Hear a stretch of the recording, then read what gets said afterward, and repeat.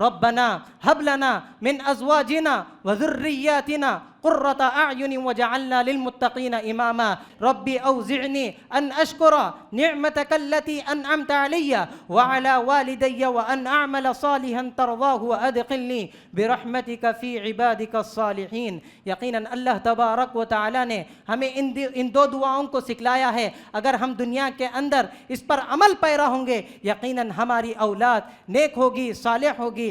اپنے والدین اپنے بچوں کو فجر کی نماز میں اٹھانے سے قاصر ہیں.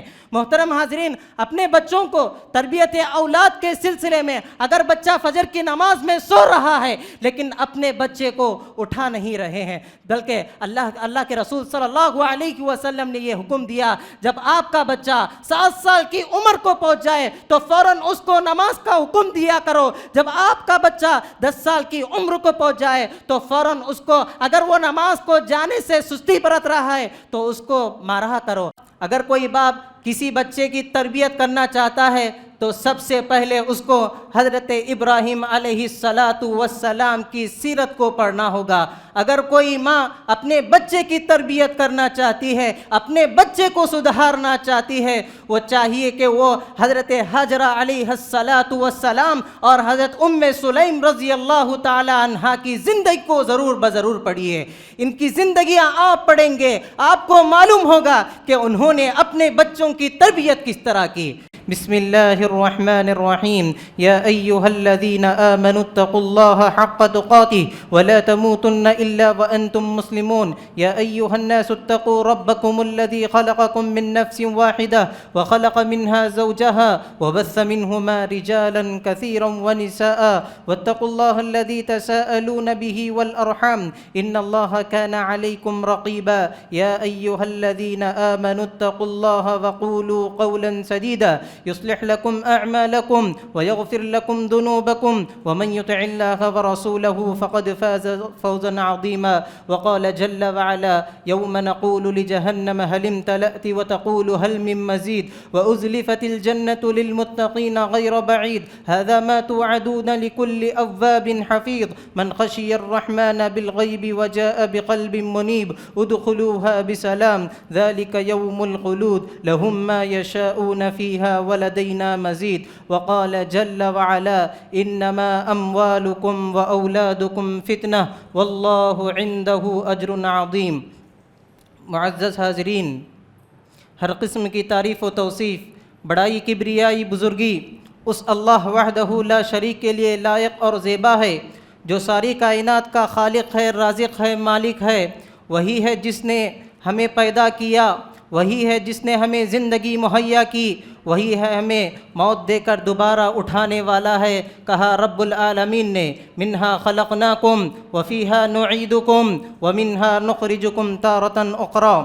ہماری تمام نمازیں, ہماری تمام عبادتیں اور ہماری تمام قربانیاں, ہمارا جینا ہو کہ ہمارا مرنا اس اللہ وحدہ لا شریک کے لیے لائق اور زیبا ہے. رب العالمین نے کہا قل ان صلاتی ونسکی ومحیای ومماتی للہ رب العالمین. اے محمد صلی اللہ علیہ وسلم آپ بتلا دیجئے کہ میری نماز اور میری قربانی, میرا جینا ہو کہ میرا مرنا اس اللہ وحدہ لا شریک کے لیے لائق اور زیبا ہے.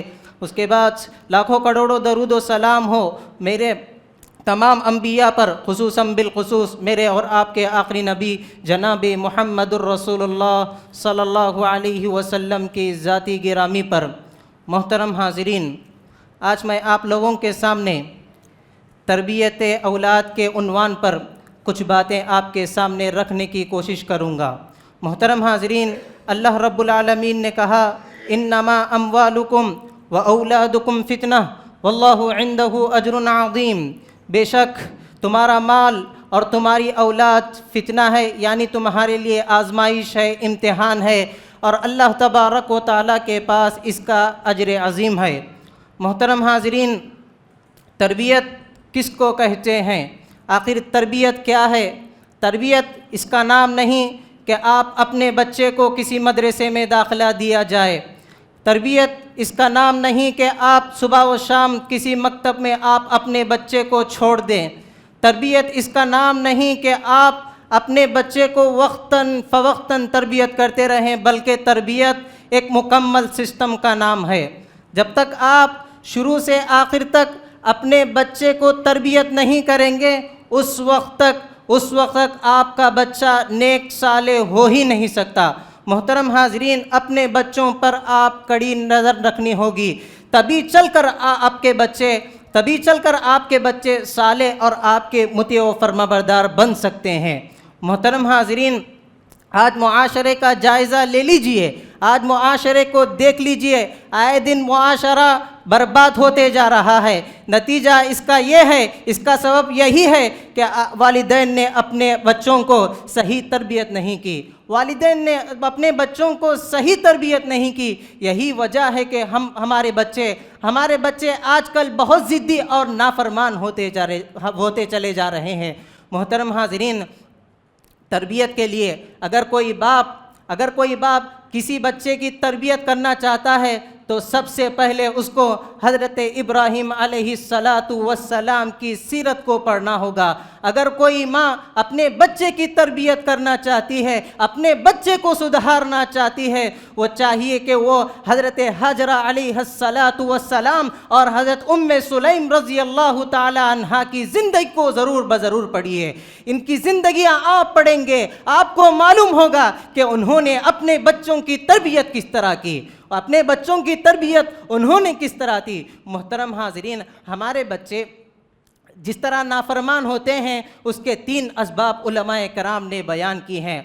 اگر ان تین اسباب کا آپ جائزہ لے لیجئے، اگر ہمارے بچے نافرمان ہیں تو ضرور اس میں سے کوئی نہ کوئی وجہ آپ کے بچے کے اندر ضرور پائی جاتی ہوگی۔ محترم حاضرین، سب سے پہلی وجہ جو آپ کی اولاد نافرمان ہونے کی، محترم حاضرین، علماء سلف لکھتے ہیں، ہمارے علماء سلف لکھتے ہیں، حضرت آدم علیہ السلام کو اللہ تبارک و تعالی نے پیدا کیا، آدم علیہ السلام کو پیدا کیا اللہ تبارک و تعالی نے، انہی کے ذریعے ساری نسل در نسل چلتے آ رہی ہے۔ محترم حاضرین، یہ اللہ تبارک و تعالیٰ کا نظام ہے، یہ اللہ تبارک و تعالیٰ کی سنت ہے دنیا کو چلانے کے لیے۔ اس کے اندر اللہ تبارک و تعالیٰ نے بعض لوگوں کو اچھے نیک و صالح بھی پیدا کیا اور بعض لوگوں کو بدکار اور گنہگار بھی پیدا کیا ہے۔ محترم حاضرین، یہ اللہ تبارک و تعالیٰ کا دستور ہے۔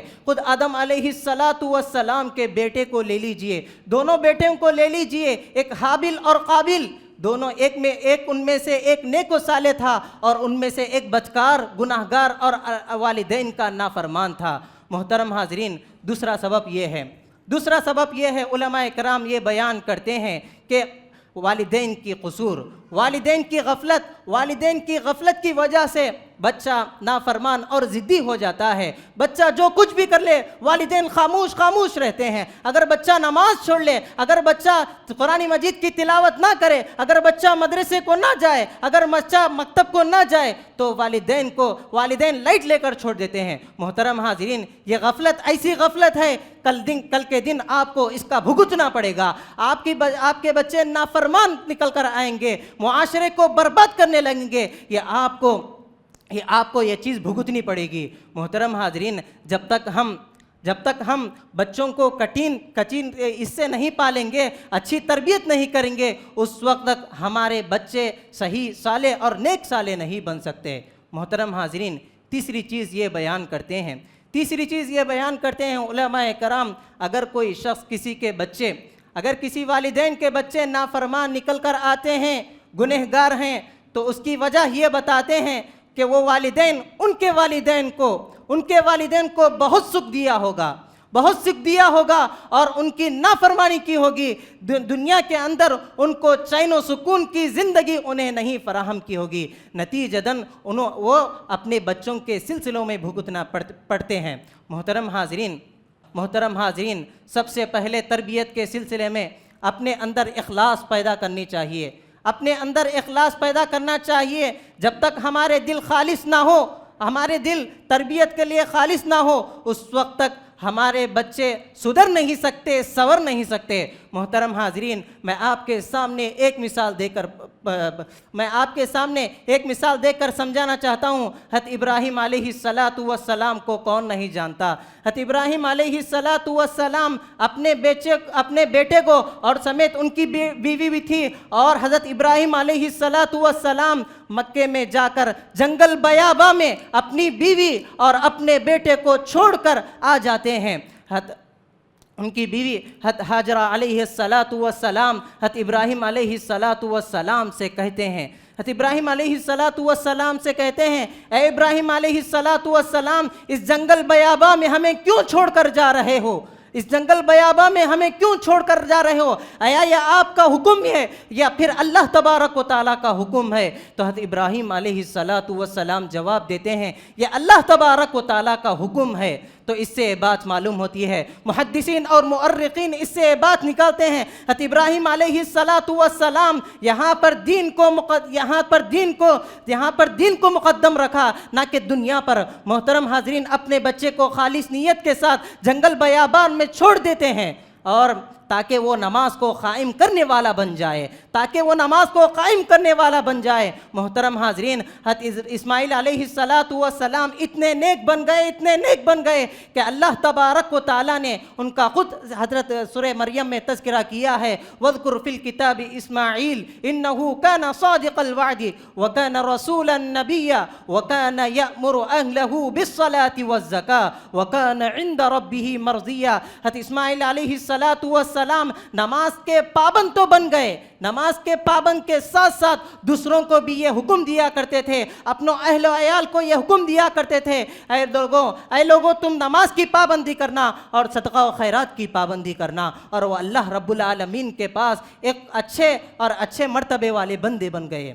محترم حاضرین، دوسری چیز یہ ہے، اولاد کی تربیت کرنے کے لیے آپ کو قرآن کا مطالعہ کرنا ہوگا، آپ کو قرآن و حدیث کا مطالعہ کرنا ہوگا۔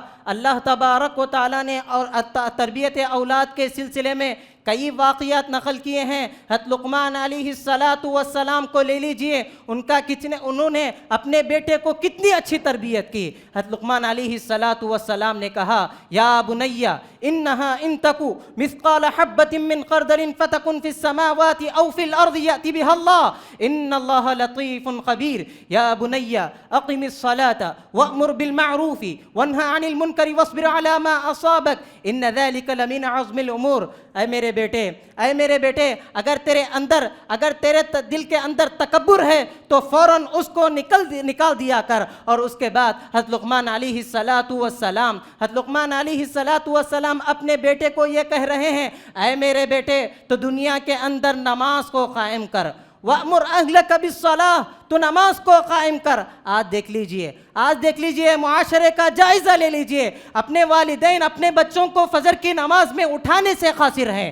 محترم حاضرین، اپنے بچوں کو تربیت اولاد کے سلسلے میں، اگر بچہ فجر کی نماز میں سو رہا ہے لیکن اپنے بچے کو اٹھا نہیں رہے ہیں، بلکہ اللہ کے رسول صلی اللہ علیہ وسلم نے یہ حکم دیا، جب آپ کا بچہ 7 سال کی عمر کو پہنچ جائے تو فوراً اس کو نماز کا حکم دیا کرو۔ جب آپ کا بچہ 10 سال کی عمر کو پہنچ جائے تو فوراً اس کو، اگر وہ نماز کو جانے سے سستی برت رہا ہے تو اس کو مارا کرو۔ اگر اس کے بعد فرقوا بینہم والمضاجع، یعنی اللہ کے رسول صلی اللہ علیہ وسلم اس حدیث شریفہ میں فرما رہے ہیں، جب بچہ 10 سال کی عمر کو پہنچ جائے وہ چاہیے کہ ان کے والدین ان کے بستروں کو الگ کر دیا کریں۔ محترم حاضرین، بات یہ چل رہی تھی، حضرت لقمان علیہ السلام اپنے بیٹے کو نصیحت کر رہے ہیں، اے میرے بیٹے تو نماز کا حکم دینا۔ اسی کے ساتھ ساتھ حضرت لقمان علیہ السلام ساتھ میں یہ بھی حکم دے رہے ہیں، اے میرے بیٹے تو لوگوں کو نیکی کا حکم دیا کر اور برائی سے روکا کر۔ یقیناً دنیا کے اندر تجھے بہت سارے آزمائشیں آئیں گے، تو اللہ تبارک و تعالیٰ کی راہ میں اور دنیا کے اندر صبر سے کام لے۔ یقیناً اللہ تبارک و تعالیٰ کہہ رہا ہے، لِيَبْلُوَكُمْ أَيُّكُمْ أَحْسَنُ عَمَلًا۔ یقیناً اللہ تبارک و تعالیٰ اپنے بندوں کو آزماتا ہے محض اس وجہ سے کہ تم میں کا کون بہتر ہے عمل کرنے کے اعتبار سے۔ محترم حاضرین، اسی کے ساتھ ساتھ آپ کو سیرت طیبہ کا مطالعہ کرنا ہوگا۔ سیرت طیبہ کو آپ پڑھیں گے، آپ صلی اللہ علیہ وسلم نے اپنے بچوں کی اور صحابہ اکرام رضوان اللہ علیہم اجمعین کی جس طرح تربیت کی، ان واقعات کو پڑھنا ہوگا اور اس کو پریکٹیکلی طور پر آپ اپنائیں گے، یقیناً آپ کے بچے نیک و صالح بن کر رہیں گے۔ محترم حاضرین، اسی میں سے ایک واقعہ یہ ہے حضرت انس رضی اللہ تعالی عنہ کا۔ ان کی ماں ام سلیم رضی اللہ تعالی عنہ، جب حضرت انس رضی اللہ تعالی عنہ 10 سال کی عمر میں رہتے ہیں تو ام سلیم رضی اللہ تعالی عنہ اس معصوم 10 سال کے بچے کو آپ صلی اللہ علیہ وسلم کی خدمت میں لگا کر چھوڑ دیتے ہیں۔ تو آپ صلی اللہ علیہ وسلم نے انہیں اچھی طرح تربیت کی، انہیں بہت اچھی طرح تربیت کی۔ اسی کے ساتھ ساتھ آپ صلی اللہ علیہ وسلم نے انہیں دعا بھی دی، اللہم ارزقہ مالا وولدا وبارک لہ، اے اللہ تبارک و تعالی، اے اللہ حضرت انس رضی اللہ تعالی عنہ کے مال میں برکت عطا کر اور انہیں ان کے اہل و عیال کو تو بڑھا دے۔ محترم حاضرین، حضرت انس رضی اللہ تعالی عنہ کے بارے میں آتا ہے یہ آخری صحابی ہیں اور بہت دین تک یہ جیتے رہے۔ تقریباً مؤرخین ان کی عمر بیان کرتے ہیں کہ ان کی عمر 110 سال کی تھی، 110 سال کی تھی۔ اسی کے ساتھ ساتھ آپ صلی اللہ علیہ وسلم نے حضرت فاطمہ رضی اللہ تعالی عنہ کی تربیت کس طرح کی، آپ ان کا بھی مطالعہ کرنا ہوگا، ان کا بھی مطالعہ کرنا ہوگا۔ ایک مرتبہ کا واقعہ ہے محترم حاضرین، اللہ کے رسول صلی اللہ علیہ وسلم کا کردار دیکھیے، حضرت فاطمہ رضی اللہ تعالیٰ عنہ کو وہ کس طرح تربیت کر رہے ہیں۔ اسی طرح حضرت ابن عباس رضی اللہ تعالیٰ عنہما کی تربیت کو کون نہیں جانتا، وہ چھوٹے معصوم سے بچے رہتے ہیں، دیکھیے آپ صلی اللہ علیہ وسلم ان کی تربیت کس طرح کر رہے ہیں۔ آپ صلی اللہ علیہ وسلم کہہ رہے ہیں یا غلام، ابن عباس رضی اللہ تعالیٰ عنہما سے مخاطب کر کر کہہ رہے ہیں یا غلام احفظ اللہ یحفظک، احفظ اللہ تجدہ تجاہک، وَإِذَا سَأَلْتَ فَاسْأَلِ اللَّهِ وَإِذَا اسْتَعَنْتَ فَاسْتَعِنْ بِاللَّهِ۔ اے غلام، اے بچے، اے ننھے منھے بچے، تو اللہ تبارک و تعالیٰ کا خیال کر، یقیناً اللہ تبارک و تعالیٰ تیرا خیال کرے گا۔ اور جب بھی تو سوال کرنا چاہتا ہے اللہ تبارک و تعالیٰ سے سوال کر، تو یقیناً اللہ تبارک و تعالیٰ تیری مراد کو، تیری نیک تمناؤں کو پورا کرنے والا ہے۔ اگر تو مدد طلب کرنا چاہتا ہے تو اللہ تبارک و تعالیٰ سے مدد طلب کیا کر، یقیناً اللہ تبارک و تعالیٰ تیری مدد کرنے والا ہے۔ محترم حاضرین، اس حدیث سے ہمیں یہ بھی ایک بات معلوم ہوتی ہے، جب بچے چھوٹے رہتے ہیں تو اسی وقت انہیں توحید کی دعوت دینی چاہیے، ایک اللہ کے بارے میں انہیں تعلیم دینا چاہیے، انہیں اس علم سے آگاہ کر دینا چاہیے کہ ایک اللہ تبارک و تعالیٰ ایک ہے، توحید کی دعوت دینا چاہیے۔ اور اس کے ساتھ ساتھ جناب محمد الرسول اللہ صلی اللہ علیہ وسلم، یہ اللہ کے رسول کون تھے اور دنیا میں کب آئے تھے، کیسے آئے تھے، ان کا کردار کیا تھا اور ان کا اخلاق کیا تھا، ان سب کی تعلیم ہمیں دینے کی ہمارے بچوں کو بہت زیادہ ضرورت ہے۔ محترم حاضرین، اس کے ساتھ ساتھ اللہ تبارک و تعالیٰ نے جس طرح جن واقعات کو قرآن مجید میں ذکر کیا ہے ان واقعات کا آپ مطالعہ کیجئے۔ محترم حاضرین، اس کے ساتھ ساتھ اس کے فوائد کیا ہوتے ہیں، اس کے فوائد کیا ہوتے ہیں؟ یقیناً اگر آپ تربیت کریں گے، اپنے بچوں کو آپ تربیت کریں گے، یقیناً آپ کے بچے دنیا میں ہی آپ کی آنکھوں کے ٹھنڈک بن کر آپ کے سامنے آئیں گے۔ محترم حاضرین، دوسرا فائدہ یہ ہے، کل قیامت کے دن جنت میں آڑ برکن آپ کے بچے آ جائیں گے۔ اگر کسی گناہ کی وجہ سے آپ جہنم میں جا رہے ہوں گے، لیکن یہی بچے، یہی نیک و صالح بچے جنت میں آڑ بن کر آپ کے سامنے آ کر کھڑے ہو جائیں گے۔